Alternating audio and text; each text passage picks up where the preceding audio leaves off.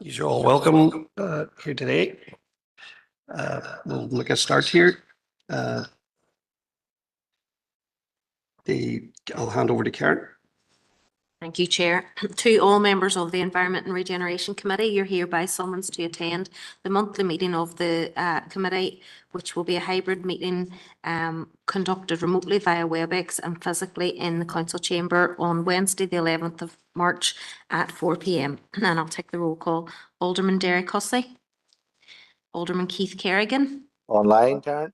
Thank you. Alderman Julie Middleton. Here, Karen. Thank you. Councillor Paul Boggs.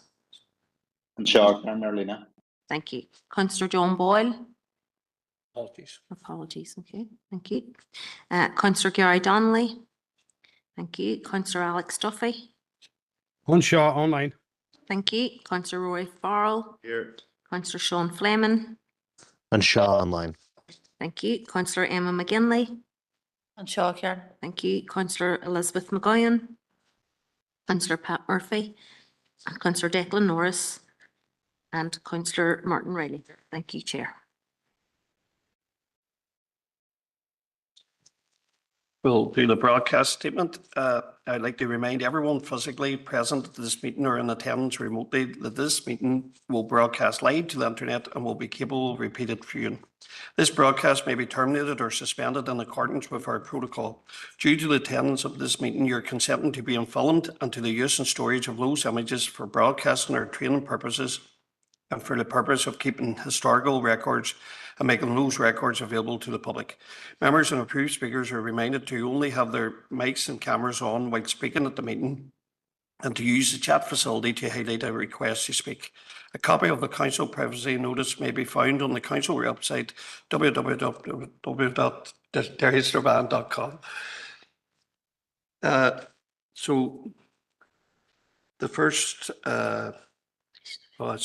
has anybody any declarations of interest at this point, or do you want to just bring them on as we go along? No part. That's grand. We just step on the right.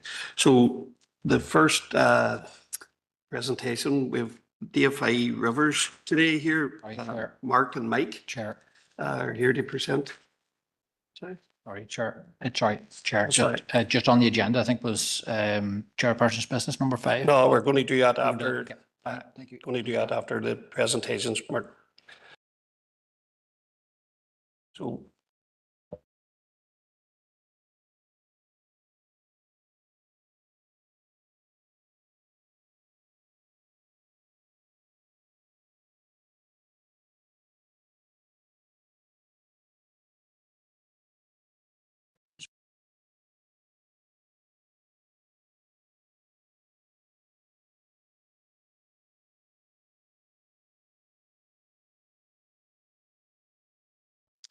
Good afternoon, everyone. Chair, members of the committee, thank you very much for inviting us along this afternoon, providing us with the opportunity to provide you with an update on the progress of the flood alleviation schemes in both Drumahoe and Eglinton. If we move on to the presentation format slide there, sorry.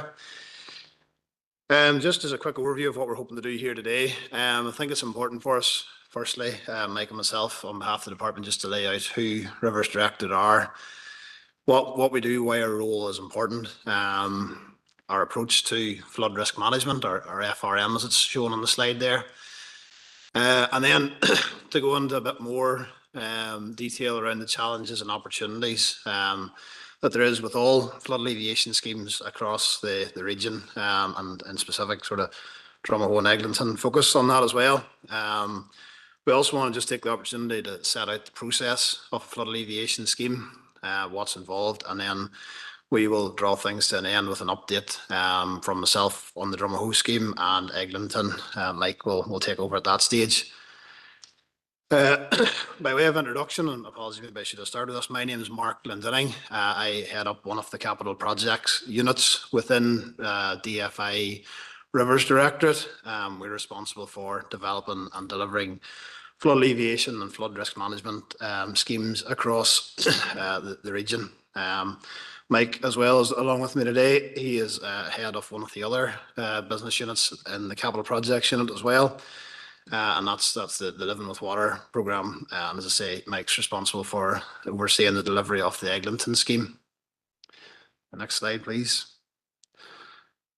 So just as we start here, I think it is important for me to just set out who DFI Rivers Directorate actually are. I'm sure some of you will be aware of the work we do and have done in the past under previous names such as DFI Rivers and Rivers Agency. But at the minute, Rivers Directorate is what we're known as, and we are the Flood and Drainage Authority for Northern Ireland. As an agency of the Department for Infrastructure, we are the statutory body tasked with ensuring adequate flood protection and drainage throughout the region.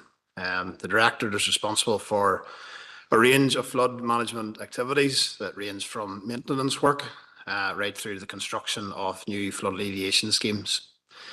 Currently, we're responsible for approximately 500 kilometres of flood risk management infrastructure, be that flood walls, culverts, embankments, etc. And that has a current estimated value of excess of 1 billion. Our approach to flood risk management is guided by the Floods Directive, or the Water Environment Flood Directive Regulations NI 2009, which transposes EU Floods Directive. Our vision is to manage flood risk both now and into the future. Our vision is to manage the flood risk and to facilitate social, economic and environmental development within Northern Ireland. And to support this, our aim is to reduce the risk of life, livelihood and the local environment as a result of flooding from rivers and the sea in order to facilitate the social and economic environmental development of Northern Ireland. Next slide, please. So I suppose for this slide, we just want again to add a bit more probably real life context to our aims and our visions within this. Currently within Northern Ireland, it's deemed that there's 45,000 properties at risk of flooding. That's approximately 1 in 18 of every properties that exist is at risk of flooding in Northern Ireland. Climate change is going to have a further impact on this, and at the minute, the estimate is that this will increase, the number of properties will increase by a further 14,000, almost 15,000 properties. At that stage, that's an addition to the 45,000. So value for money wise, in recent years we have been investing significant amounts of money in our maintenance of assets, etc., but also in the development and delivery of flood alleviation schemes, which has resulted in a widespread benefit to people, communities and the economy due to provision of a higher level of flood protection. And finally, our last role there that I want to touch on is our improved decision making. So due to our advice provided under our role within the planning system, we're a consultee to that. Our input helps avoid inappropriate development or development within flood risk areas. Again, sorry, next slide there. So again, maybe just to add some context to a lot of our work. As I mentioned earlier, the Floods Directive drives a lot of our work in relation to flood risk management. That started off as the European Floods Directive.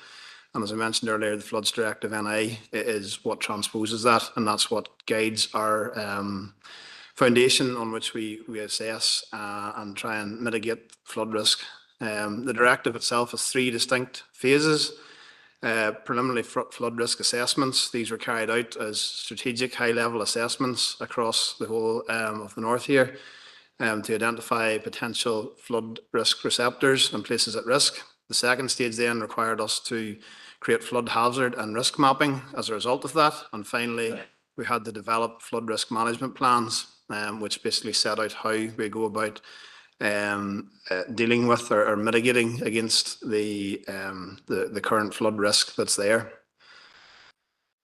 So out of that then, basically was the derivation of Rivers Directorate approach to flood risk management, and that's commonly known as the 3 P's of flood risk management, those being protection, prevention and preparedness. Protection is the delivery of capital works, so basically the work that Mike and I are directly involved in, and that's coupled up with our our resource side, our maintenance side as well, to protect, so delivery of capital works and maintenance to protect properties currently at risk and reduce current flood risk to these areas. Prevention is again back to our planning input, and that's the avoidance of inappropriate development within floodplains. And then finally, preparedness. And again, that links in closely with our regional community resilience groups, both of which we've got set up in Drumahoe and Eglinton. And that deals with creation of emergency plans, contingency plans, community involvement, to basically make communities more resilient to flooding when it happens and provide some input in terms of how we best deal with flooding on the ground when it's happening. So within Drumahoe and Eglinton, the development of the two schemes for this, I'm sure everybody can appreciate there's been challenges and opportunities. We've summarised these here into four main categories, being risk management, environmental, biodiversity net gain impacts, stakeholder management, and economic status of the proposals as they're being developed. In terms of risk management for both schemes, it was imperative that we fully understood the risk that was present in terms of flood risk and also other associated risks as well, such as technical viability and economic viability. The department has been working continuously to develop viable schemes for the areas since the flooding occurred in 2017. Back then, feasibility studies for both areas were separately progressed and accelerated within our own work streams to identify preferred options. During the development stage, the predicted costs of both these schemes got to a point where they were so expensive that it would cost more to put these interventions in place than the damages associated with the flooding, which caused us a significant issue as our schemes basically have to operate on a positive benefit cost ratio, which is basically that you spend less than the damage is avoided. There was also another number of complexities that arose as well in terms of technical challenges with the proposals. However, rather than close the case files, as it were, the department continued to seek out and are continuing to seek out solutions that would help address the flood risk in both areas. We have carried out extensive data collection, surveys, investigations. That is all fed in to detailed river modelling. We've also carried out detailed economic assessments, environmental surveys, and we've had stakeholder liaison ongoing throughout, and that has helped us get to where we're at with the schemes today. And it also allowed us to make the proposals as robust as possible and as fit for purpose as possible. For us as a department, we believe that we really only have one chance to get these schemes right, and this is the chance now. To go ahead at any pace beyond what we've managed to do so far would have likely resulted in ineffective proposals and ineffective spend of money, which is something we don't want for the people of Drumahoe and Eglinton and for us as a department. The flooding that occurred in the summer of 2022 then provided us with further information on the flood mechanisms, which when integrated into the computer models we were using, identified slightly different sources of flooding than what our initial models had identified.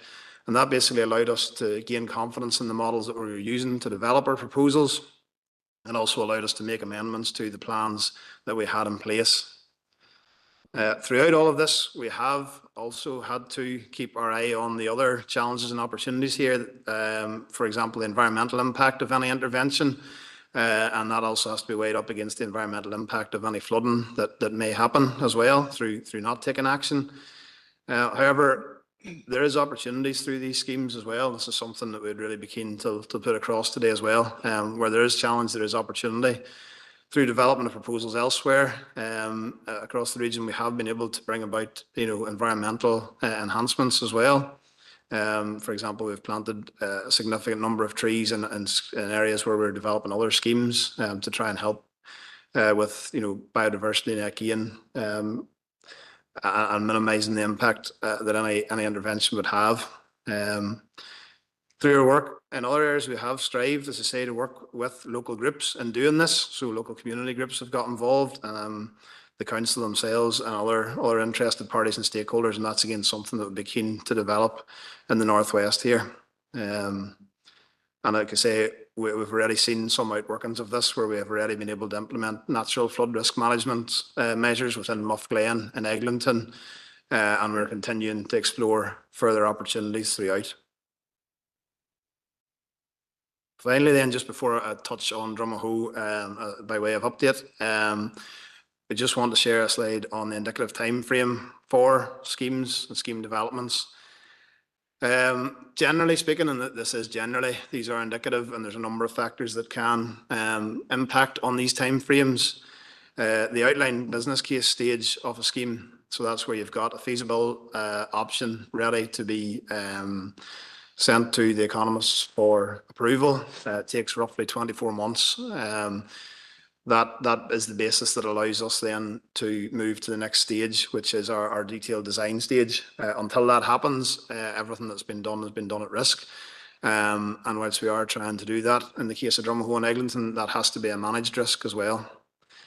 Within that outline business case, we have, as I say, we have managed already to put in place some pre-scheme measures. So we identified opportunities and risks that were in place. And like I say, we have completed the Leaky Dam scheme in Eglinton, and in Drumahoe we have completed the upgrade of a number of grill inlet structures, which had impact on previous flood events in Drumahoe and Eglinton in 2017 and 2022. Following then outline business case approval, we moved to the detailed design stage, within which we design our scheme, engineering type design, but also carry out our environmental statement for the scheme if it's so required. With that, there's obviously a time period built into that for surveying. There's a complete, it stretches to a period of 12 months of surveying, ecological surveying, to basically get a baseline of where the scheme, where the current site is at and where it will be subject to the implementation of the measures. That then it goes out for public consultation for a period of time, and the consultation requires to be closed out. Following all of that, it has to then be, the scheme be presented to the Drainage Council, which is a body that basically provides scrutiny to DFI works. So that entire stage is a massive amount of work within our scheme delivery and can take anything between 39 to 48 months to complete. And that's assuming that there's no challenge to your environmental statements and everything else within that. Following that then, once we get Drainage Council approval, that allows us to move to the next stage, which is procurement for schemes of this nature, which we're talking 10 million plus for each. That's going to take a minimum of a 12-month period. That's just industry, realised industry time frame on that. And then following that again, depending on the scheme, construction is likely to take at least 18 months and could be as much as 2 months beyond that. So in terms then of Drumahoe, just want to give a quick update on flood history and identified flood risk. Everybody here today is well aware of the flooding that occurred in 2017 and 2022 in Drumahoe. I think it was intense rainfall events that happened in both cases and led to significant flooding, mainly in the Ivy Mead area, but not Ivy Mead in isolation. A number of other areas within Drumahoe were impacted with internal flooding of properties and businesses. We have, as I mentioned earlier, completed detailed river modelling of this and what this has led to. If we can just click to the next animation there, sorry. This is the output from the model that we've used. This clearly shows the areas in blue, the flood risk that has been identified when the designed flood event passes down the Bringibber River. And the outworkings of that essentially tell us that 123 residential properties have internal flooding within this event, and a further 19 non-residential properties would have internal flooding at this stage as well. And that's our design flood event, which is a 1%, or what was formerly known as a 1 in 100-year flood event. So in terms of summary then, where we've got to, we are at the stage of producing our outline business case. We are also moving ahead with detailed design. We are also moving ahead and have completed the first section of the environmental statement process. The EIA screening has been carried out. We have developed a preferred option that we believe will work in in the design flood event to reduce the impact of any potential fluvial flooding. I should just stress this scheme focuses on fluvial flooding only, which is flooding that comes directly from the river itself. There's other sources of flood risk as well that play into this, but Rivers Directorate is remit is fluvial flooding in this instance. So that preferred option summarised here is approximately 2.5 kilometres in length. It will protect over 140 properties. It consists of a combination of flood walls, embankments, river realignment and culvert upgrades. And as I mentioned earlier, its current construction estimate is in the region of 10 to 12 million. And that's all been basically pushed through as part of the outline business case. Those are the costs and the preferred option that we have. We are continuing to work on the option to ensure we refine it as far as we can and basically bring about the best option for everybody that's related to the scheme as well. And finally, just on that slide, apologies, maybe move to the next slide there, sorry. As I mentioned earlier, pre-construction works completed. So we have completed the upgrade of 2 grill structures in Drumahoe, one at Glendermot Drain above the church and the other one on the trench drain along Church Road. Those were 2 sources of flooding in both 2017 and 2022, and the works that have been done there now should significantly reduce the impact of any flooding in the future there.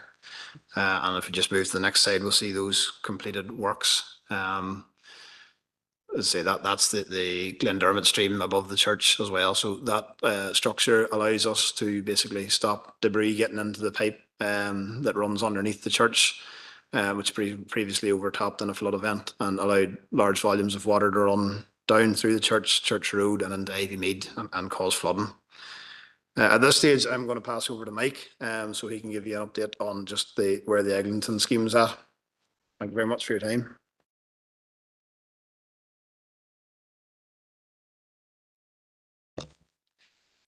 Good afternoon, folks. My name is Michael Gorman. I'm the principal engineer within another capital projects unit within DFI River. So I'm going to chat about just the Eglinton scheme today and progress for it. Okay. So the first flood history map you can see there in front of you, it's got the 2 main water courses. We've got the Muff River on the left and the Castle River on the right. So flood history in Eglinton is quite complex, I guess. In 2017 was mainly a fluvial event in that most of the flooding occurred out of the watercourse, and that was mainly the Muff River watercourse. 2022 then was a quite different event, and it's probably the main reason why we've delayed this business case, really. So 2022 event was, well, I guess most of it was surface water related, pluvial related, especially down a lot of the road systems, Carmoney Road and Dunboyne around Carmoney Road and behind the main street, Ashburn Park as well. So it's quite 2 different flooding mechanisms for each one. So what we had to do then was basically come up with a solution that would protect properties from not just a Q100 flood event and taking in climate change, but also a surface water event. And that's what our aim is here for the Eglinton flood alleviation scheme. Go on to the next slide. So scheme summary then. So the scheme cost will be approximately £30 million. So the cost benefit for that is approximately 1:1, which effectively means that for every £1 we spend on the scheme, approximately £1.20 will be saved through flood damage avoidance for the 100-year design life of the scheme. So that's capital and maintenance costs for the whole 100-year design life of the scheme. Scheme length of approximately 4.1 kilometres in length. So it seems like quite a lot, but we've effectively got 2 different water courses running through the village. As I say, we've got the Muff River and we've got the Castle River as well. So, and really both sides of the water courses will need defences, be it soft or hard, but primarily there will be hard engineered defences. Properties protected, 132 properties in total, of which 99 will be domestic properties and then 33 will be non-domestic properties. Proposals will entail flood walls, embankments, culvert upgrades, road improvements, and NFM and SUDs. Currently, as I say, we're at OBC stage. We're moving on to design stage very soon, so that will be ironed out in the next year in terms of specifically what flood walls are going where and the makeup of those flood walls or embankments. And that'll depend, of course, on how we engage with the community and what their needs are and what they want and that. So it's at this point we will start properly engaging with the community. We already have, I guess, but we will properly start fully meeting up with the community and figuring out what their needs are. So that'll include a bit of NFM and SUDs as well. So NFM is natural flood management. As Mark has said earlier, we have commenced a bit of that already as a pre-scheme measure up at Muff Glen Forest Park, and that entailed the design and construction of 10 leaky dams, which will kick in and which we'll see improvements in terms of flood events in Eglinton.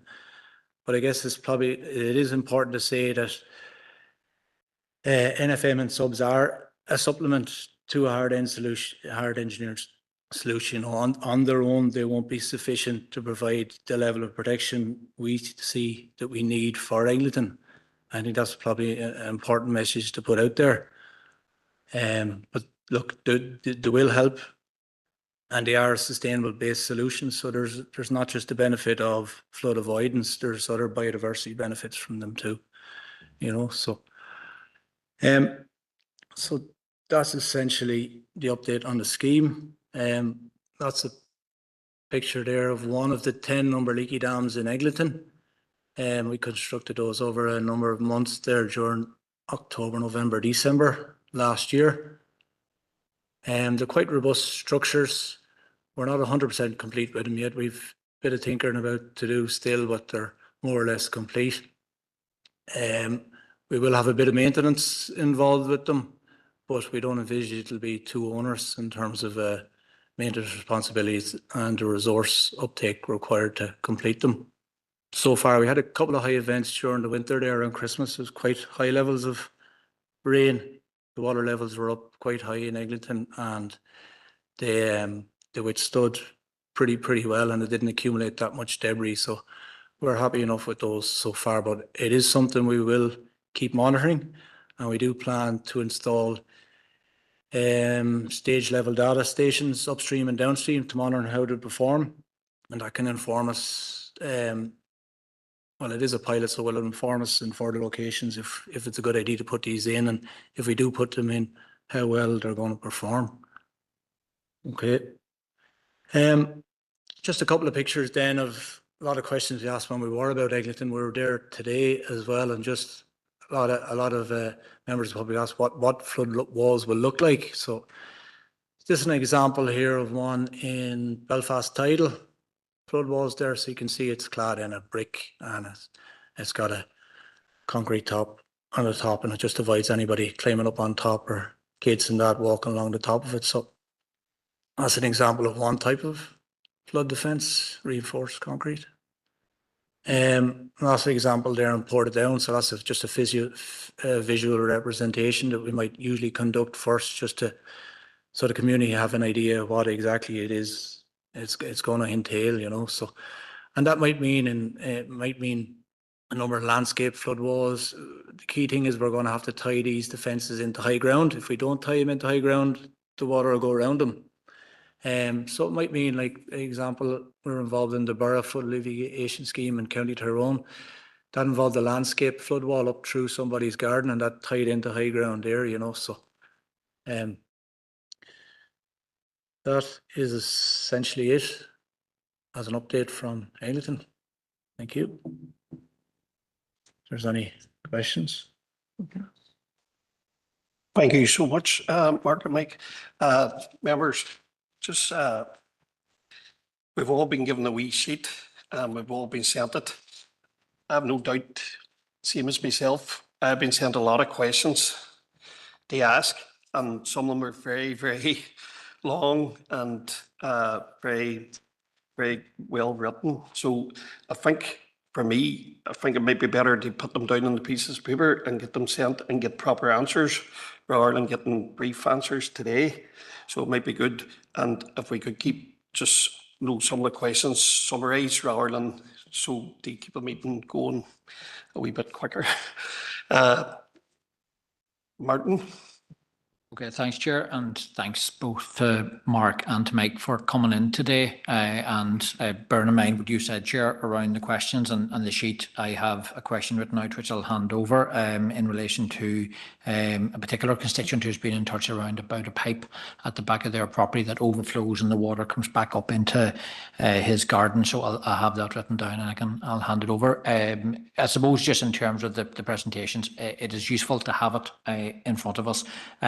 We asked in the SDLP that this item becomes a standing item on our agenda some years ago. We have seen the impact of the flooding, in 2017 and again in 2022, and every year, every week, every day, our constituents are weather watchers. They are worried about the rainfall. It has a huge issue a huge impact in relation to their mental health and the difficulties that they have in planning around their lives, because at any moment the weather can deliver huge disruption and disaster, as what has happened to many families in our council area. I suppose as a waterside rep, I'll speak specifically, I suppose, around Drumahoe. I'm sure, Chair, you and others for Faughan will pick up issues for Eglinton. But in relation to Ivy Mead, I take what you said around where we're at now, and where it may not be in the actual presentation, the monthly update that you give is useful in relation to explaining where we're at. The outline business case has been prepared at consultant stage at this stage. These are hoping to get that in spring of this year, with then the detailed design to be completed this year. That's what the report says. I suppose the key line for me in relation to the report, and we've seen it a few times, is that it's referencing the benefit cost ratio is marginal, but that the department will bear in mind the broader economic and societal benefits will be taken into consideration. And I think that that's really key, and that's the point I would try to labour today, that yes, civil servants will look at the cost impact of these proposals, but for the people who live day in and day out in these areas, there are huge economic and societal benefits for them for these schemes. So I think that there does need to be that recognition to DFA from the local council that these are things that our residents are telling us are really important for them, that mitigation measures are put in place. Chair, in relation to the presentation, we've heard around how there's 45,000 properties, and that's going to increase up to just about 50,000 properties that are in flood risk. So for me, a question is, how urgently within DFI are these issues being treated? I appreciate what you're saying in relation to the procurement timeframes, that some of these processes can take time to process.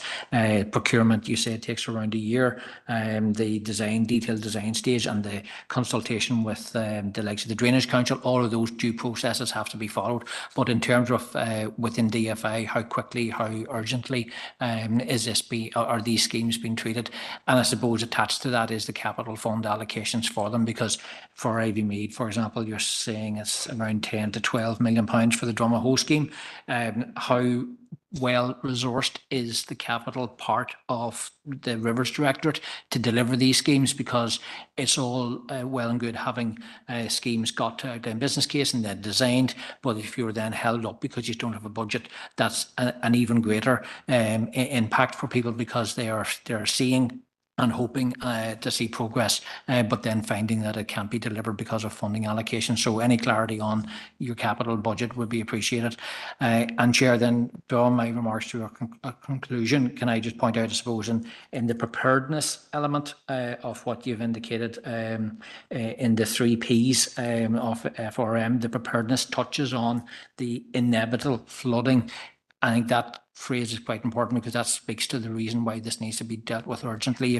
If it is saying that we need to be prepared for inevitable flooding, then how are we able to see a greater urgency from DFA in keeping these schemes on the way to be delivered, and also attached with that, keeping the residents informed about what's happening and how these schemes are being rolled out. And we know that the likes of the preparedness touches on sandbags and the community responses, and how DFA as a department across all of the departments, so not just Rivers Directorate, but the likes of Road Service, how they talk to each other and organise themselves to deal with the flooding events that, as the phrase is on the screen, is inevitable.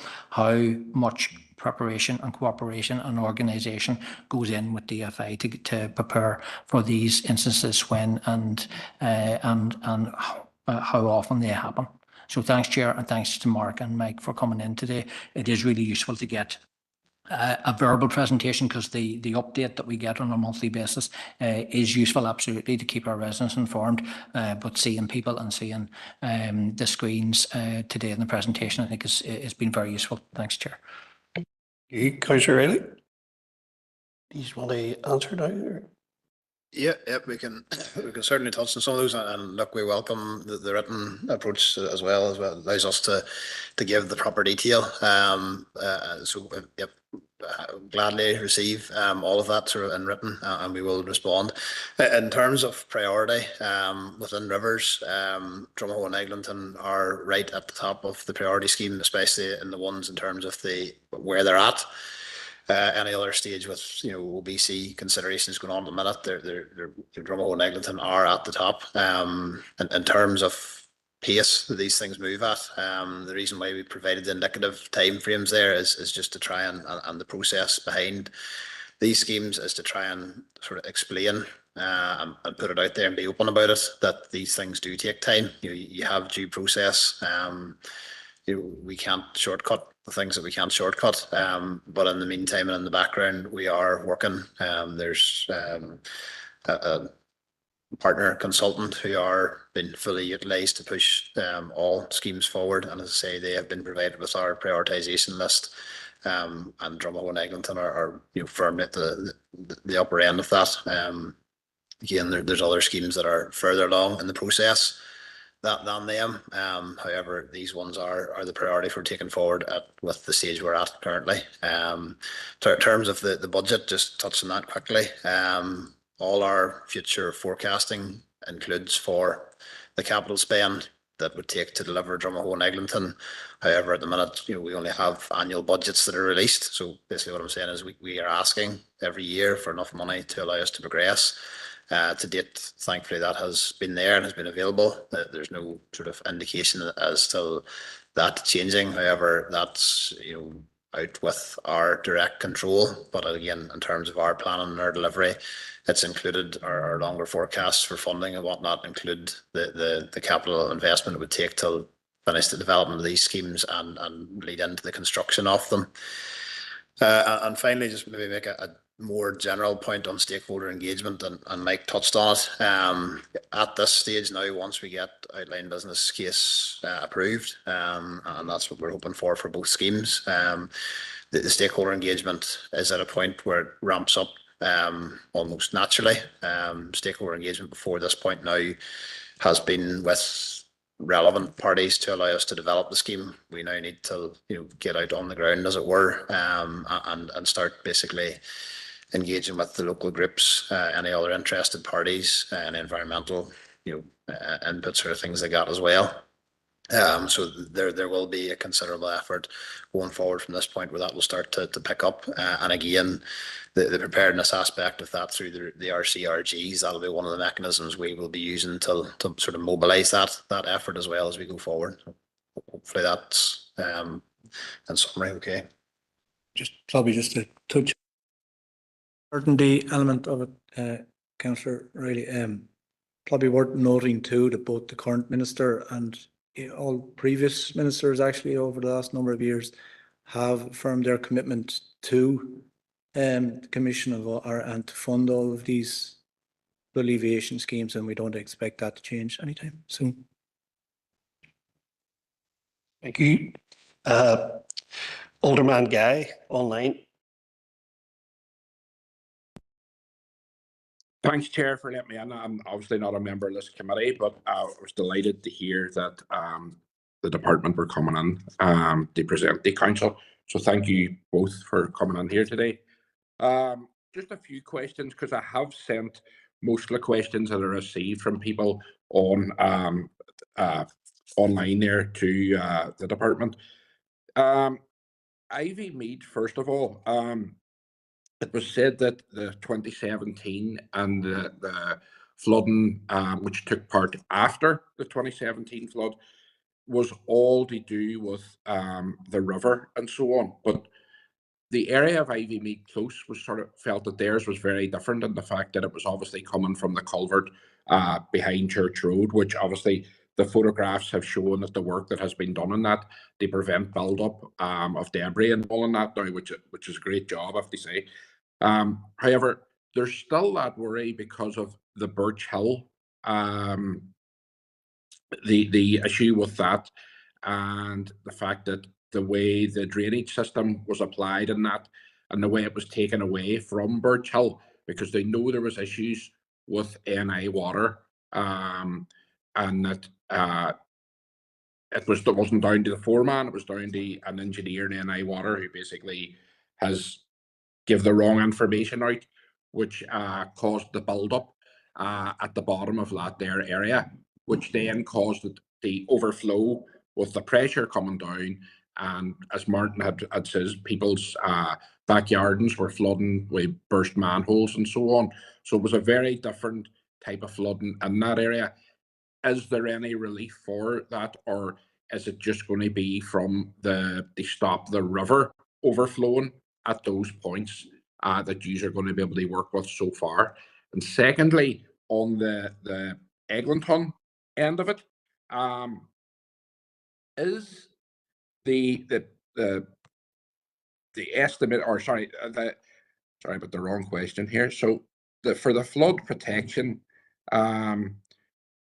we know that the model itself has looked at the actual areas that flooded in and around Eglinton, but we also are aware of a new proposed site for new build of houses that was turned down by planning, but obviously accepted by the courts. And are those new houses included in that flood path? Because will they be protected, or is that going to be left up to the contractor? Because obviously it hasn't started building yet, but they will be started eventually, and that in itself is posing problems for the residents who live along the boundary of the river there, just behind that proposed new site. So are we going to see, will there be enough protection put on for the existing houses and the new houses that are planned for to be built in that area? And I'll not really go on much more, but will the department make the flood modelling data and technical reports publicly available to the people who live in both Ivy Mead and the Eglinton areas? Thanks, Chair, and thanks very much for coming on and presenting. It's very much appreciated, and I know the families themselves appreciate any information that can be given their way. Thank you. Thank you, Alderman Guy.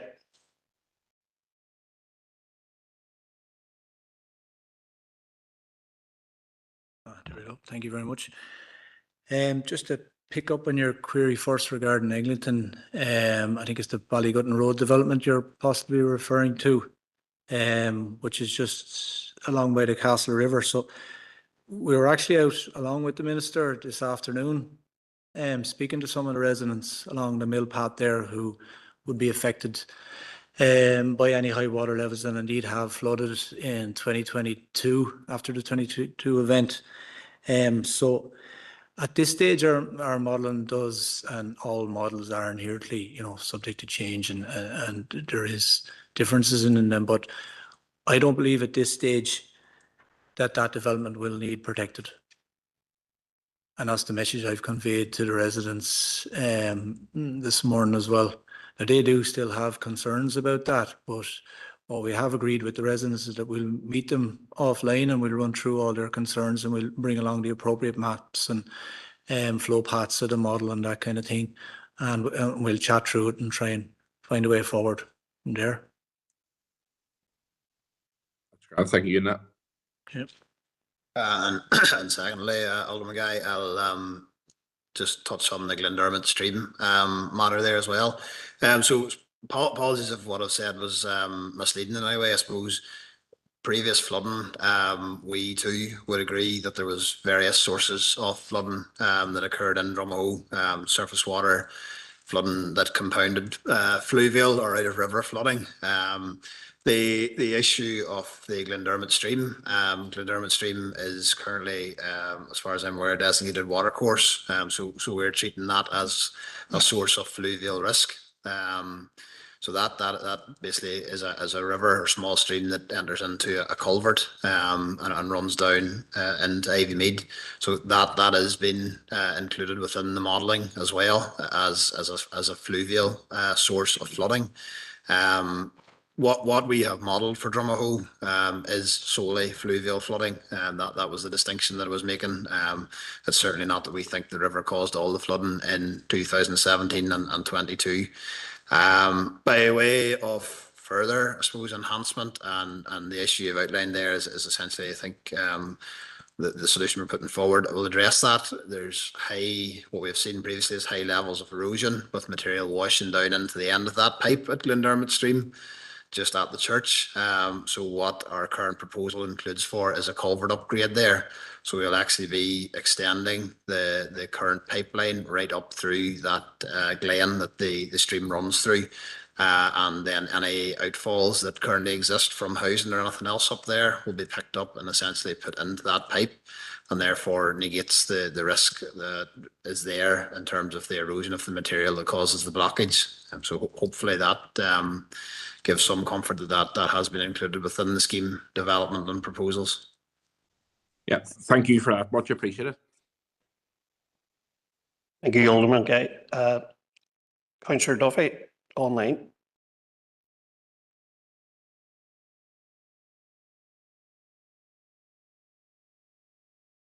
Good Chair, and thank you to Mark and Mike for the presentation. I was not sure if it was Mark or Mike, but as mentioned there, we were out today down in Eglinton, and we met with residents with lived experience who have been through 2 of the floods and living in Millpath. And these 2 of the ladies living in Millpath were very, very inspirational in their endeavors. They've like really researched this and they're all over it. And as I told them, they are the expert when it comes to this stuff. It's not me, and I'm not going to be blowing smoke up their backside. When it's them who have lived through this and are dealing with it every day, and then the legal challenges and all that's ongoing. Liz, the minister, as I say, met with them today and heard firsthand about their experience and what their endeavours are and what they're hoping to achieve, along with Debbie from the community centre down there. It was a good meeting, and DFI agreed that they will meet again further to discuss the concerns that they had in more detail. So just to thank Liz for today, and I'm not too sure, sorry if it was Mark or Mike who was out there today. And to thank them as well, and to thank you for the presentation. The flood elevation scheme and flood overall is a concern for everybody living in, no matter if you're living in Eglinton or in Drumahoe, and Sinn Féin as a party, it's one of our top priorities. So thank you again, guys. Thank you, Councillor Duffy. Alderman Hussey. Thank you, Chair, and thank you for the presentations. We are aware in the Chamber, and I'm sure you are aware, that in addition to the 2 areas that are under specific here today, There's a third area of concern, which is Newton Stewart. I'm not going to go at that at the moment, and I have no specific questions with regard to Eglinton and Drumahoe. But with regard to the presentation itself, there were a couple of things that stood out to me, and they become relevant to my area of concern, namely Newton Stewart. You mentioned benefit cost ratio, and I would hope and presume that that is an objective assessment, and if rather than subjective. So if it is objective, there have to be criteria, and I presume that's written down somewhere. I'd be very keen to have that sent on to all councillors, how that cost benefit or benefit cost ratio is established. And I presume it's not solely cost recovery related, because when I look at the figures involved in the property benefit on the two schemes that you're talking about, you know, what is it, 30 million for 132 houses and 10 to 12 million for 140. So that's where I would want to get into the detail of the benefit cost ratio. Clearly, you're saying you're past the outline business case scenario. And looking at your own timelines, it would suggest that before this is actually on the ground, it's going to be 6 to 7 years on your own timelines that are in your presentation. Is that correct? And my final point is on your last two slides with regard to the flood defence walls and the aesthetic quality that is with them. In my own area, we would have some flood defence walls. They're not as pretty as that. Is there anything within the department that would enable a more aesthetic approach to those flood walls that are already in existence, or is this something that only exists going forward? But thank you for your presentation. Alderman Hussey. Yep, no, thank you very much for the questions. So in terms of the calculation of the benefit cost ratio, that takes in, it's guided by quite a lot of procedures, guidance, etc., and procedures all set out. So we can certainly provide further clarification on how that process works, and how we apply that. Within that process, we have basically tangible and intangible damages that are considered. So basically things that we can monetize and things that we cannot monetize. Somebody mentioned earlier the impacts of mental health of people that live in a flood risk area. That's all factored in. And within the update we have issued to the committee on a monthly basis, we have made it clear that the department is considering the wider societal, environmental impacts, and that is all factored into the outline business case, and that's again allowable with underneath the guidance of the Better Business Case Northern Ireland business 5 case model that comes through from the Treasury. So we're happy enough we can provide some further information on how that process works, and probably best to do that in writing, because we could be here for quite some time if I tried to decide it, if that's okay. In terms of timeframes, again, those were indicative. We have, as I say, for Drumahoe and Eglinton, been pushing these schemes really hard. What we're not saying by showing that slide on the scheme today is to say that we're at the outline business case and we're ready to start a 4-year design period. We have with Drumahoe and Eglinton as well, as far as I understand, the two have run simultaneously as far as possible, and that we don't expect to be 6 years before we're doing any sort of construction work on site. We are still required, as I said earlier, for Drumahoe certainly, to conduct an environmental statement, and that builds in timeframes, etc. So we're not saying that it's six years from now. So we're already part of the way through that detailed design stage. Subject to outline business case being approved, we can then basically continue on that route and accelerate the finer details of that. Hopefully that makes sense. And in terms of the aesthetics, again, this is tied into environmental impact. Going forward, we do try to fit the defences to their existing surroundings and environment. Where possible, we do it with, you know, green solutions. If an embankment works, we would use an embankment. It's not every situation that an embankment will work, so we do end up with hard engineered defences being exposed in some locations. And as part of our environmental mitigation, we are, you know, and we want to make these things integrate into the environment as much as possible. That's the way we design our schemes going forward in terms of enhancements of existing structural defences. It's not something that I'm aware of that has been done. If I'm being honest, it's not something I've been made aware of elsewhere as an issue. We do inspect and maintain them for the purposes of being structurally adequate to do what they're supposed to do. So basically stand up to the flooding when the flooding arises. But again, submitted in writing, and it's something, as I say, I'm personally haven't had any works where we've went back retrospectively. I'm not sure, Mike, you have or not either. Yeah, just to touch on what Mark said in regards to the timeframes as well. I guess it's probably important to note that in comparison with our colleagues down south, the OPW, and our colleagues across in GB, DA, we are quite favourable in terms of delivering these schemes. You know, versus DA and the OPW, we're maybe a year or two ahead. So that's pretty much the standard, although I do appreciate it does take time. The other issue in regards maybe the aesthetic quality, I'm familiar with some of the flood walls you're talking about in West Tyrone, and I guess that some of the harder engineered solutions, you know, back in the 70s and 80s and 90s were delivered along the likes of Oma, Castledurg. They're probably not unique, they're all over NI. They're there, you know, and they do look pretty industrial looking, all right, but I guess these days we've moved on. Maybe in the noughties we're using pans and that to reinforce concrete with shuttering pans in to make it look like more of a stone effect. Now we're moving on again to better quality and more aesthetically pleasing materials, you know, so it's evolving and we are getting there, but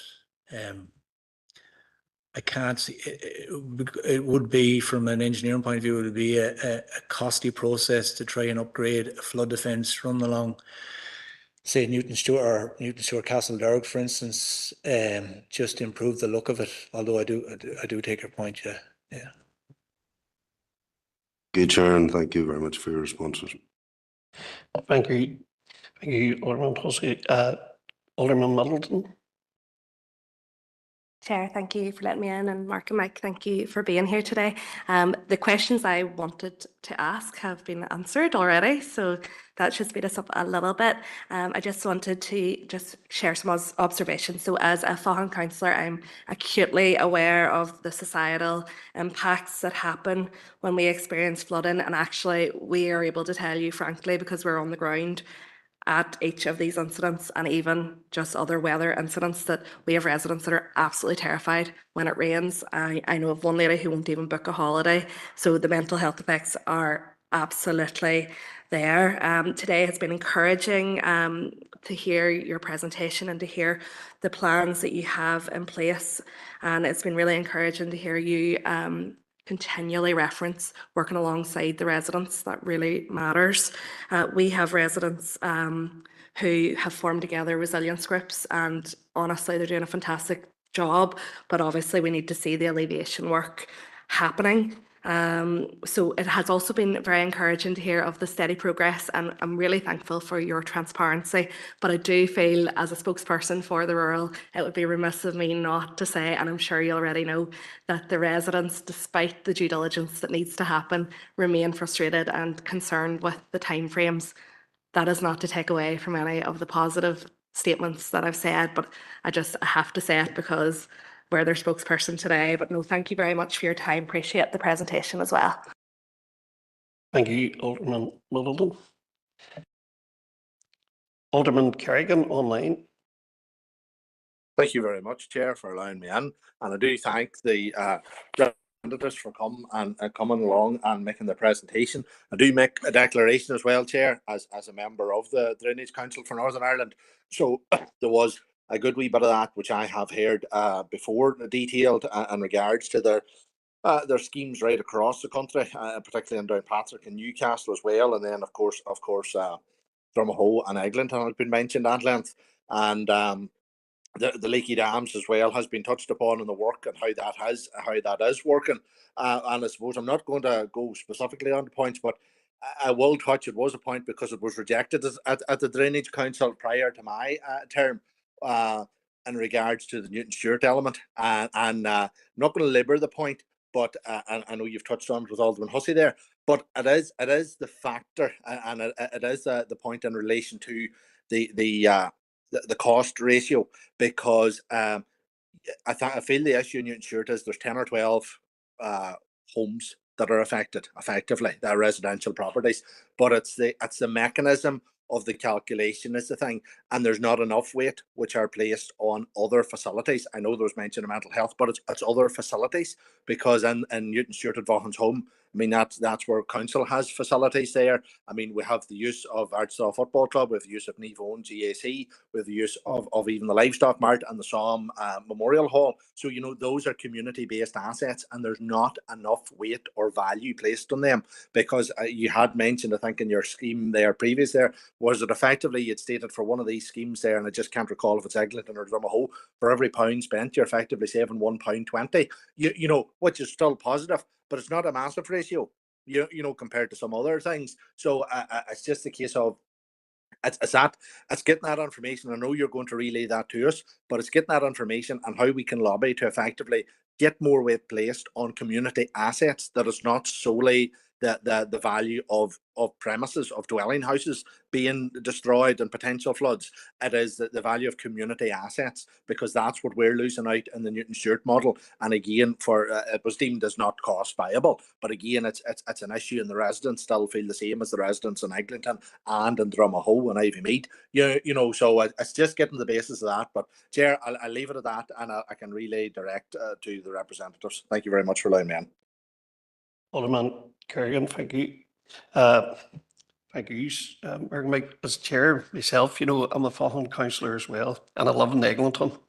So it's one of the reasons why I came a councillor, believe it or not, was because when you're standing down there and the water's done the damage that it has done to people, and I understand projects in my own work, and I understand how it works, that you have to get a cost to it, but the cost to them people is the trauma, is the fear.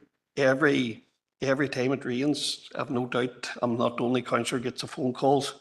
We get the phone calls to say they're worried. I helped to get the housing executive to get flood defences in the pensioners' houses. But even with that, sometimes that leads to fear and worry and all the rest, you know.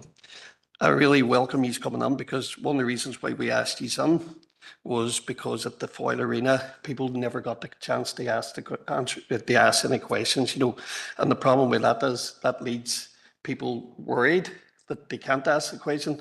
And for me, I like the fact that you were saying that you are going to talk to stakeholders, but for me, I'd like a commitment that you would hold public events within the Eglinton area and the community hall, and possibly and around Ivy Mead, for they have them community events, they let people come and talk, because as all our councillors said, a lot of these people have come experts.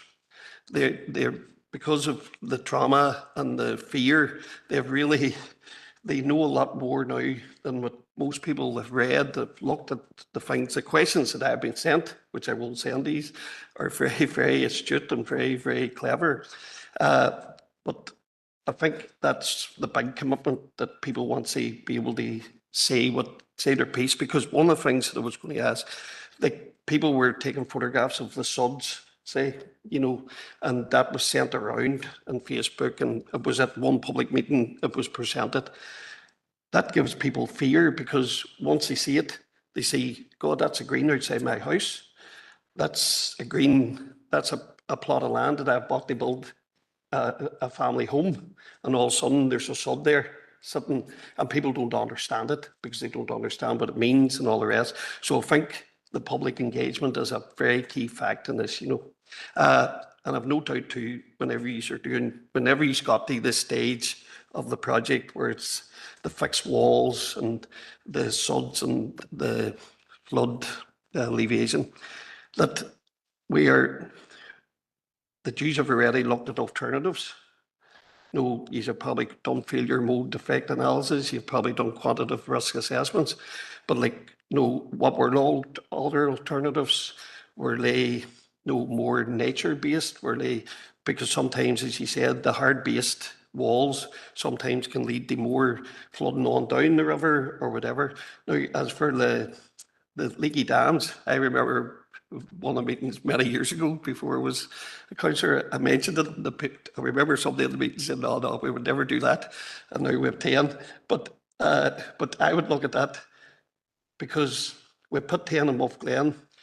You've said it's a pilot project and you're going to look at the data, because I would look at the Castle River. I would look on up past Upper Muff Glen, the River Muff, especially the River Castle as well, and how that would look at for leaky dams and how that would work, But that's all I have. Thank you so much. Yeah, Riley. no, thank you, Chair. And just following on from across the chamber, everybody's really valued both of you coming along here this afternoon. With that in mind, I know we do have the likes of DFI Road Service in on an annual basis where they present their reports.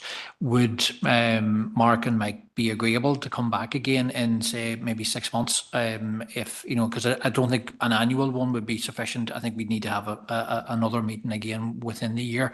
And given the presentations you've talked about, the likes of the outline business case for the Drumahoe scheme being coming back online, and the detailed design scheme to be finished this year. So maybe if we were to look at inviting DFI Rivers Director back again to this committee in a number of months, would you be agreeable to come back in again and keep us updated? And I think that might be a good way of helping to keep members of the public updated as well. Notwithstanding what you said, Chair, about having dedicated public meetings, but I think this chamber needs to be kept informed as well. Yeah, look, as we've mentioned there, further engagement is sort of planned once we get the OBC signed off. That basically allows us, that gives us a green light, for want of a better term, to move forward. Other schemes that I have been involved in, we have had regular meetings with elected representatives. We have probably timed them around maybe significant progress stages within the scheme.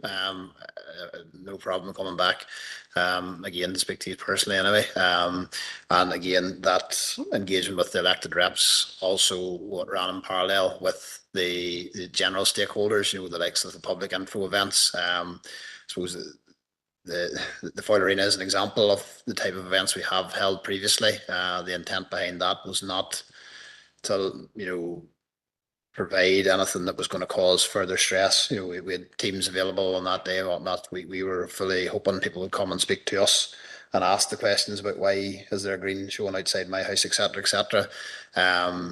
Again, we were coming with proposals at that stage. Once we get them as confirmed proposals, we can start moving forward with engagement and speaking to those individuals and whatnot.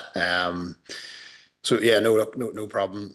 Certainly welcome invites from yourselves, whether it's in this forum or something slightly different. As the two schemes move ahead, probably a general overview on an annual basis might be enough. With separate meetings or whatever for Drumahoe and Eglinton, we're flexible in how this is done. We're keen to engage with these, and to be honest, we need buy-in from all stakeholders, and yourselves are obviously included within that group. And we need to lean on the connections and the sort of the influence you have within these areas as well. So we're very keen to engage.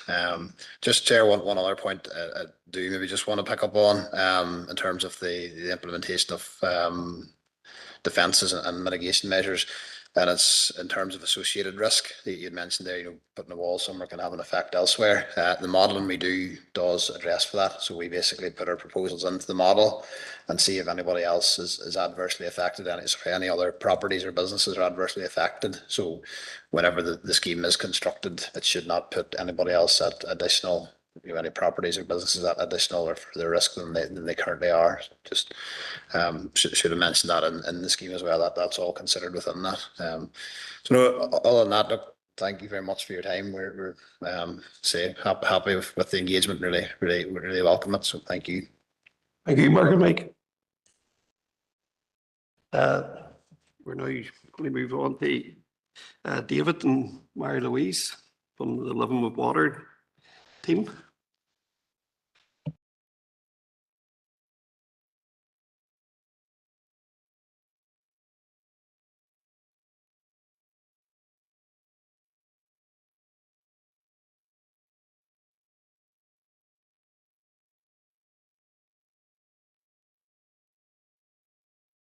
All right, that's great. Thank you very much. Thank you, and thank you for inviting us here today to update you on the Living with Water in Derry plan. My name's Mary Louise Wise, and this is my colleague David Compston, and we're both members of the Sustainable Drainage Directorate within DFI. Next slide, please. There's an agenda there just to briefly describe what I'll be running through in the presentation today. Our colleagues Stuart and Simon were here almost to the day this time last year, and they provided you with an overview of the Living with Water plan. And in that presentation, they explained the approach, the aims of the plan, which are to protect from flooding, enhance the environment and grow the economy. And they outlined the catchment-based approach adopted by Living with Water to identify the issues and pressures, and the collaborative approach taken to identify potential solutions within with our drainage and public sector partners. Excuse me. They also went through some of the drivers for that, so climate change, our ageing infrastructure, all of which impact on our drainage and wastewater network. So I don't want to go into all of that detail today with you. They went through that with you last year. So the focus of today really is to update, as you'll see from the agenda, is the work that has been ongoing since then, since through the consultation process. Oh, thanks. That's easier. So we just move to the next slide. Thank you. So before I go into that process, I thought we should just take a wee step back. And I thought it was important to give you a bit of background on how we got to where we are with this plan for Derry within the wider Living with Water context. So back in June 2021, we announced that we were going to develop a strategic drainage infrastructure plan for Derry, which was similar to the Living with Water plan for Belfast.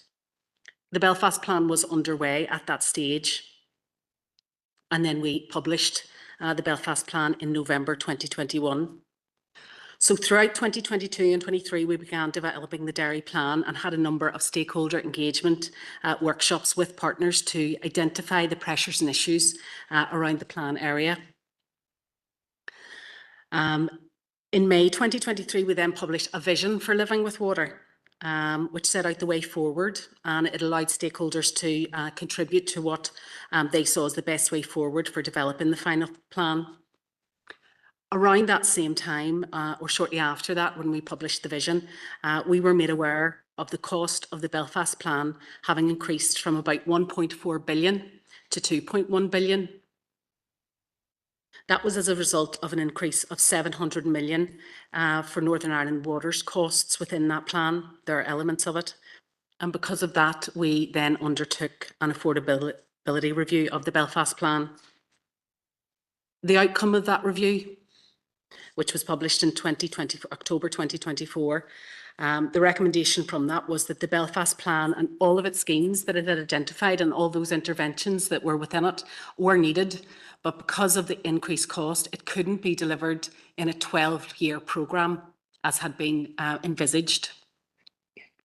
So the structured programme for delivery over the 12 years was stood down, and the Belfast plan is now being delivered at a pace and scale achievable within available budgets within the partners who are within that. So NI Water will deliver their schemes as they have budget available to do so, and as will DFI.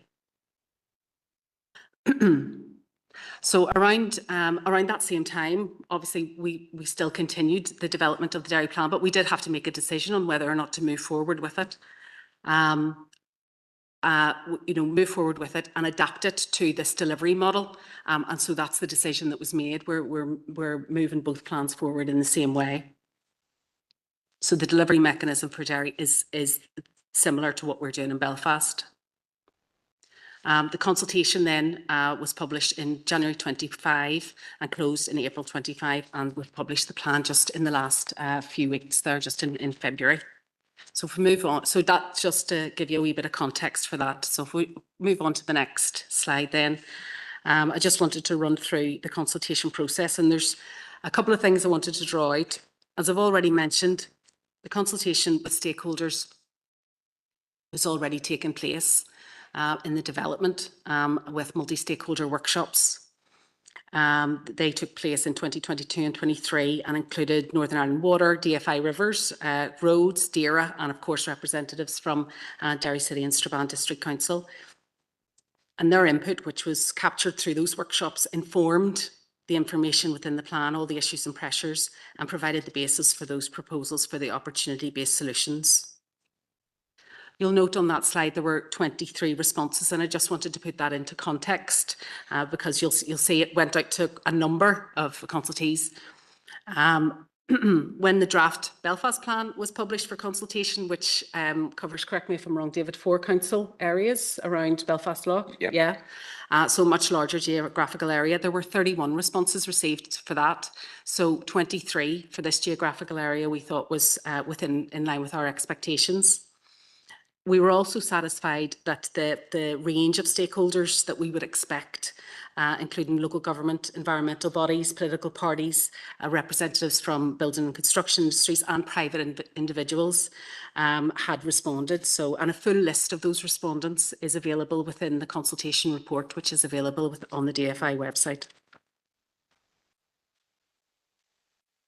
So if we can just move to the next slide.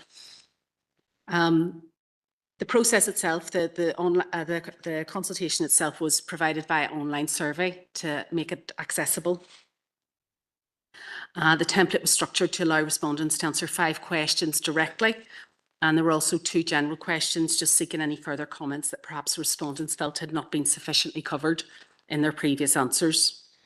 9 respondents, however, chose not to use a survey at all and instead provided really detailed, quite extensive documents to outline their organisation's views.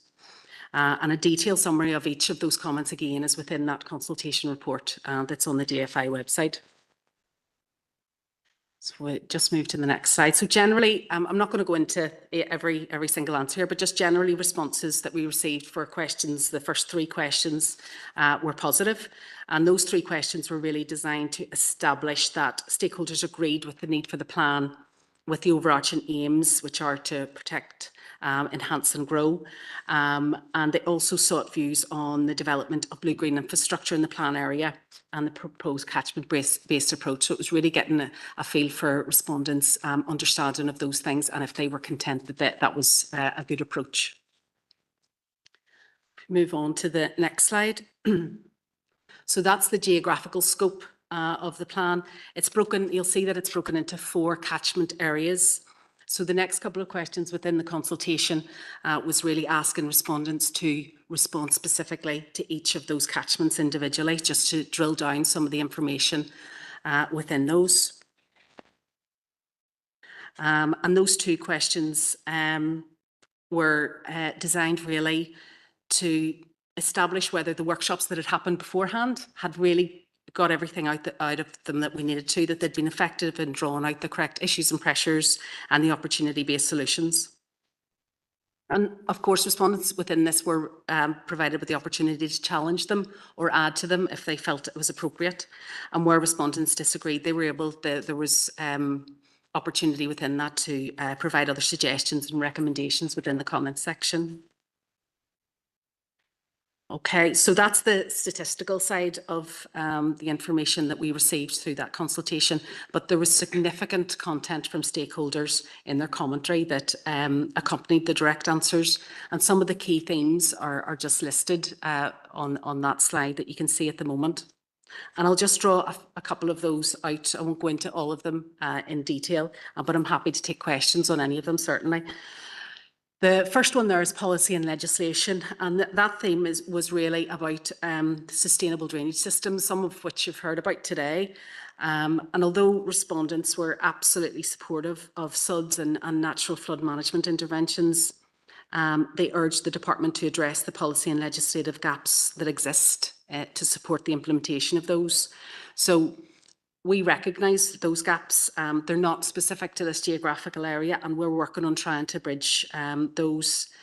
We are actively developing policy for SUDs and new developments. David is leading on a transformation pilot project, which is retrofitting SUDs into the urban environment as well. So all of that work that's ongoing is going to inform future policy, but we're alive to those concerns and the importance of all of that work on how we're going to implement the interventions that are within this plan as well. If we go on to maybe just the opportunities that I identified, that was one of the other themes that were listed. Several respondents felt that there was a need for further clarity in relation to the opportunities. And some did recognise that it was a strategic plan. The opportunities were always going to be at a strategic level, and we weren't going to identify them street by street, what's going to be done where. We're at a much too early stage, and it really was a case of looking at what opportunities would be appropriate for the issues and pressures that exist in that area. And then another of those is environmental considerations. So there were quite a number of detailed comments about the environmental, in terms of environmental considerations, mostly in terms of the strategic environmental assessment and habitats regulation assessment that sat alongside the plan. For example, in relation to the scope of the objectives that were included within that. So all of these have been considered by the environmental team, and where appropriate changes have been made to acknowledge those comments, and they're within the final plan.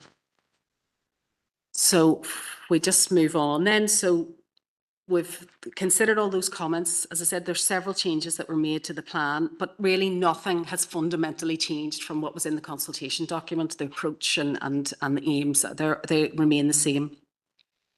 We think that reflects just the quality of the stakeholder input that informed the proposals in the first place, you know, how actively involved those stakeholders were.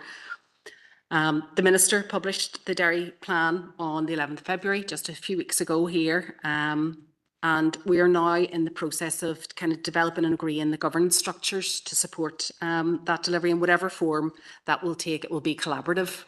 That's the basis on which the plan has been developed. And we want to make sure the momentum from the stakeholder engagement that's taken place remains, particularly in relation to maintaining awareness, keeping those conversations open, what schemes are already happening, how can we contribute to those to bring in that blue-green infrastructure and really support and enhance the schemes that are being developed. And although the formal arrangements haven't been agreed, we're not sitting still. We're having those discussions already. We've recently been speaking to NI Water about potential storm separation pilots, which would involve having blue-green infrastructure. So they're not a totally hard scheme that they're doing. We'd be able to contribute to that. And we're also looking at integrated drainage models for the area, which will give us the information that we need to see where these interventions are best placed. So that is a real quick whistle-stop tour of what's been happening just in the last 12 months. And myself and David are happy to take any questions that you have on those.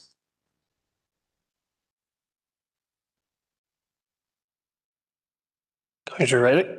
Thanks, Chair. Thanks to Mary-Louise and David for joining us today. I suppose in response to the presentation, it is useful to hear the outcome of the consultation and the work that goes in behind the scenes to detailing and analysing the responses that people have been taking their time to submit. So it is useful to have that. I suppose given our earlier presentation, it's not a surprise that the majority of, I think it's 86%, I think, or 84% of people who responded either agreed strongly or agreed that flooding and water management in our council area is something that we are all concerned about, and the relatively strong response rate from this part of the world isn't surprising given the history of the city and the fact that the river plays such an important part in our city's landscape, but also the number of people in our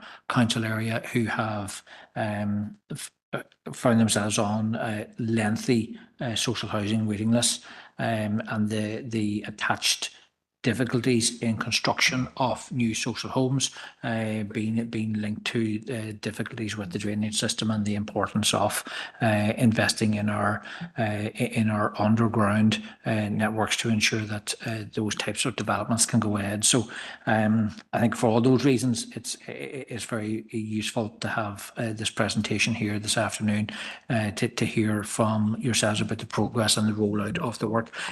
So, Chair, I don't have any dedicated questions in relation to the presentation, other than to say that it's very useful to hear where we're at this stage and to see the progress of it. And obviously, we want to see that type of investment into our council district to enable the development and construction of not just the social housing scheme, but so many other valuable construction projects for the city and district. Thanks. Thank you, Councillor Riley. Councillor Boggs online. Very much, Chair, and thank you to Mary Louise and David as well for coming before the committee today. I suppose, like Councillor Riley, I don't have much to add. I don't have any questions in particular either, but I suppose just to re-emphasise what we discussed whenever we had Mary Louise and David's colleagues last year, is that this is very welcome for the city and district, particularly for Derry, obviously, but for the wider infrastructure of the city and district, I suppose. And it does show what can be achieved when collaboration is at the heart of what the department is doing. So I think this shows, the minister in particular, and I welcome that the minister came down and launched the plan just some weeks ago along with the mayor.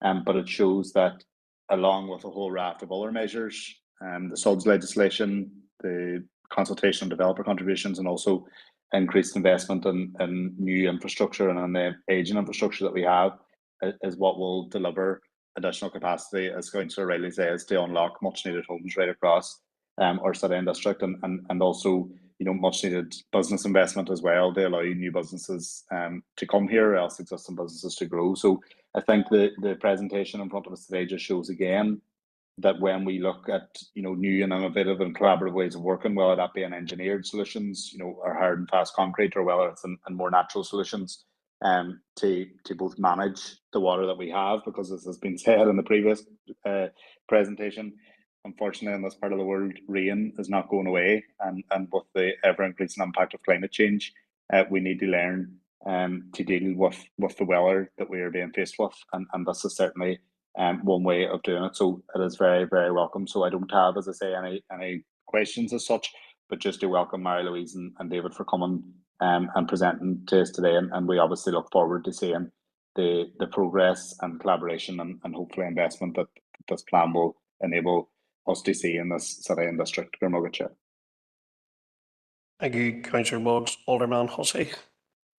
Thank you, Chair, and thank you, Mary Louise and David, for the presentation. The map obviously clearly indicates the area of study, so to speak, is focused on Londonderry as such. But you did say that the outcomes might be not specific to the geographical area. And I'm wondering, can you expand on that? In other words, the ideas that have come through in the consultation can be extended, for example, to the rest of the Foyle Basin. And going forward then on key theme 3, proposed opportunities, is that suggesting that if opportunities arise beyond the area of study, that they can be looked at least looked at, and taken to business case scenario, with particular regard to natural flood management? And I mean, we're aware that on mainland UK, floodplains are being reopened, shall we say, that sort of solution, and the sustainable drainage systems, leaky dams, etc. Those, I presume, can be brought into operation beyond just the city area. And the obvious thing there is you're not looking at fluvial flooding, you're looking at the flow that's getting blocked and impacting then on communities otherwise. So well, that's the basic of my question is, does the consultation, with not being specific, the outcomes can be generalized as opposed to being specific to the project location, that when opportunities arise elsewhere, that the department can look at those and say, yes, there's no reason we don't have to go to full consultation in an area outside here. We've seen what's happening within the city area, so to speak, and we can utilise those opportunities when they arise. Thank you. Thank you, Alderman Hosey. I'll start and you can chip in with your word. So yes, I think whenever it comes to where the issues and pressures exist, some of the opportunities to lessen those issues and pressures could be a bit outside that geographical scope, particularly in the upper catchment areas. So if it's going to have an impact on that pressure and issue, it's absolutely something we would want to look at. If the modelling or the information that we have tells us that it's going to impact on it and improve that situation, then absolutely we're not bounded by a line in the map there. So in terms of NFM and SUDS, there was the policy that we're developing at the moment for sustainable drainage systems is for new developments, and it's part of there's a legislation going through the Assembly at the moment which will give the department powers to make regulations for that. And so we're just developing that policy at the moment. When that bill passes, then we'll be looking at what those regulations would look like for new developments specifically. For the natural... Sorry, can I just intervene for a minute there? Are you talking about developer-led intervention at that stage? Yes, it would be designed within a new development. Absolutely, yes. There is a piece of work that, and David will be able to come on and give you more information about this, for retrofitting sustainable drainage systems in the existing urban environment as well. And that's a pilot project. Well, I'll let David fill you in on what that's hoping to achieve. Yeah, hello everyone. Thanks for having us today.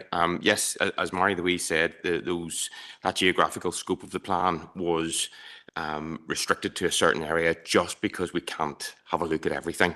But it's certainly not ruling out any interventions that are outside that geographical scope that has an impact on any flooding issues downstream. I think we've seen that from the Eglinton approach with the leaky dams that were there, that we can use those natural flood management tools to help the water and slow it down getting in towards the city or into our urban areas and that sort of stuff.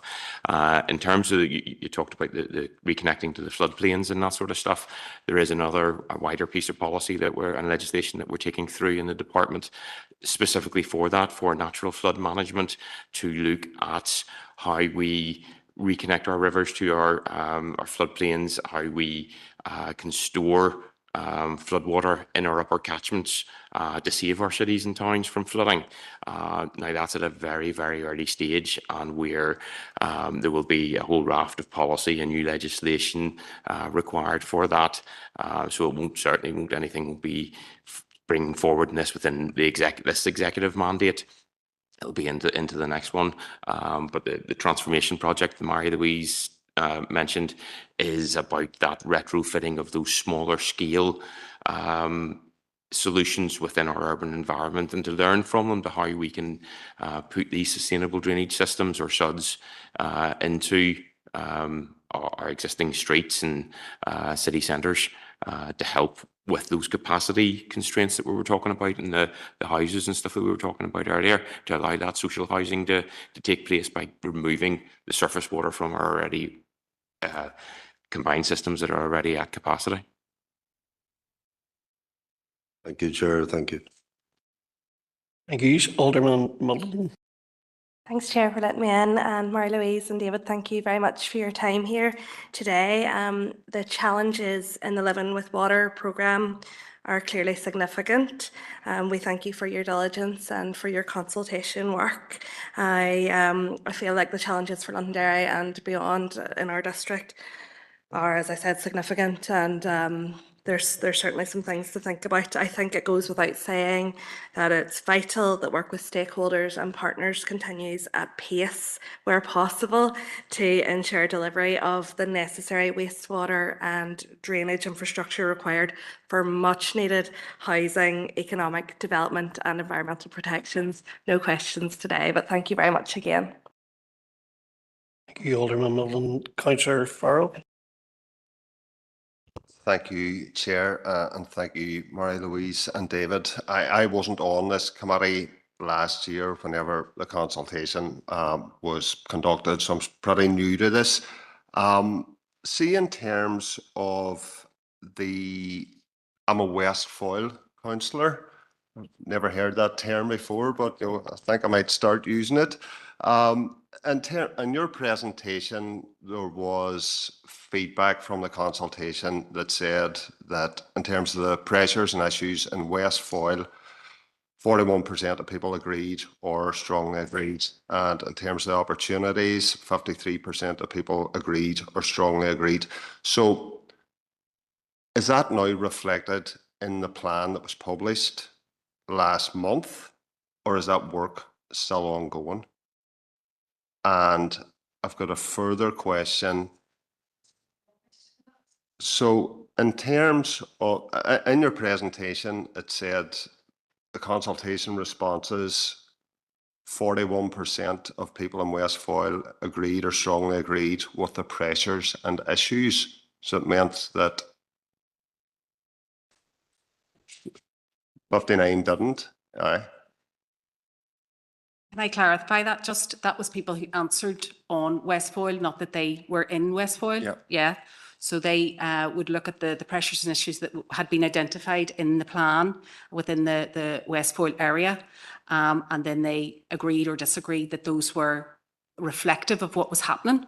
Yeah. And if they didn't agree, they had the opportunity then to add to those. Yeah. Right. Uh-huh. Okay. And so in terms of feedback, is that now reflected in the plan that was published last month? The plan itself and the opportunity, the issues and pressures and opportunities that have been within it haven't significantly changed because they are strategic, essentially. And where people weren't agreeing, it was because they wanted to comment that there were very specific schemes that they thought should be brought forward, and they have all been noted, and they have been retained within and they're available for you to view as well within the consultation report. And that's what we will be using whenever we're looking in those areas. We'll be using that as a reference point as well to make sure that they're part of the consideration. Does that answer what you're asking? Yeah. That's good. But so it's good that we have a strategy. You had quoted the figures for Belfast, initially it was 1.4 billion, has risen to 2.1 billion. Obviously, we're at the very start of this process now, at the planning stage. When do you think we're going to have some understanding of which projects are going to be prioritised, how much it's going to cost?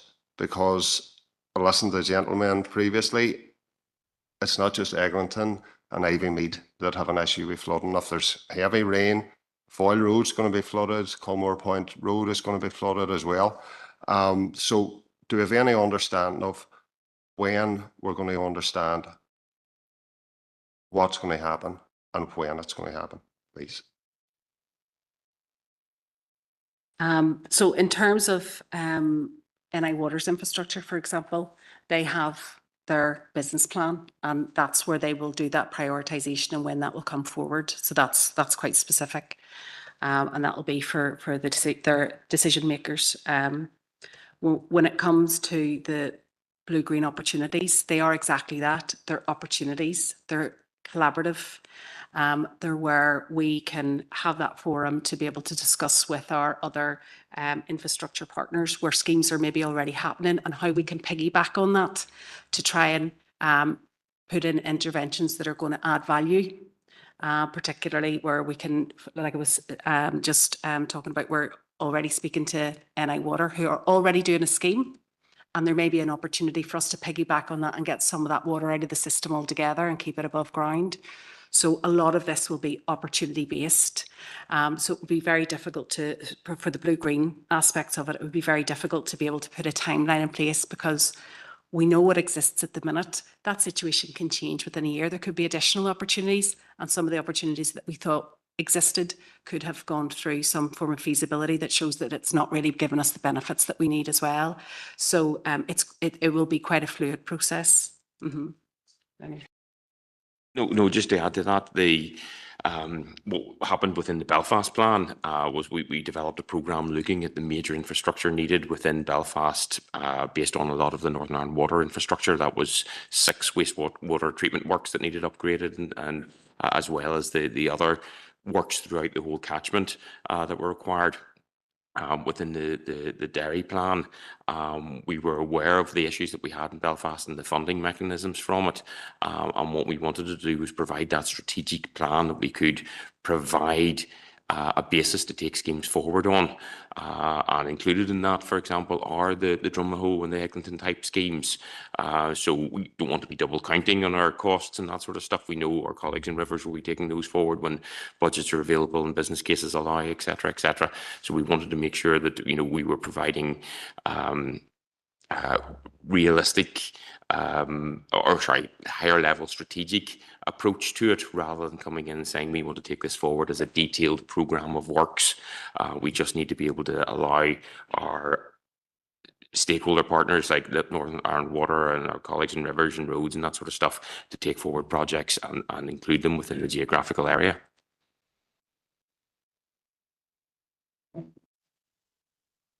Thank you, Councillor Farrell, and thank you, David, Marie-Louise. For me, like one of the big topics here was SUDS, and like that was one of the big topics in Eglinton when people seen it, the worry of them, where they fit in. All of a sudden they're seeing a green space and it's going, and how that fits in. And I think that's a big thing. They bring awareness to people and what SUDS are, and they don't understand it and how it helps and how it. So I think that's a big part to play.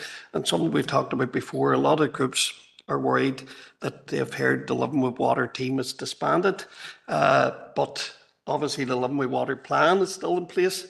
But they have heard all that and they have concerns about that, But thank you so much. Yes, we understand the difficulties that there are with trying to help people understand what SUDS and NFM, what they look like, what they're going to do. And there's a piece of work that we are doing to try and highlight that and trying to inform the general public and our stakeholders as well, just what those are. And hopefully, even through these plans, we're going to be able to show what the impact that they can have. And in terms of the transformation project that David's leading on, we're hoping that some of those interventions are going to be something that people can look at, and that they're integrated with it. They're not just a piece of grass that's no longer usable, that it's actually integrated within the urban environment, and also for certainly the SUDS in new developments work as well, that it's not an afterthought within developments, that it's fully integrated within those, so that we start to kind of learn to live with water, which is really kind of the message that we want to get out there. But thank you very much for inviting us. Thank you all for coming on today. We'll take a 5-minute comfort break now before we go on to the next step.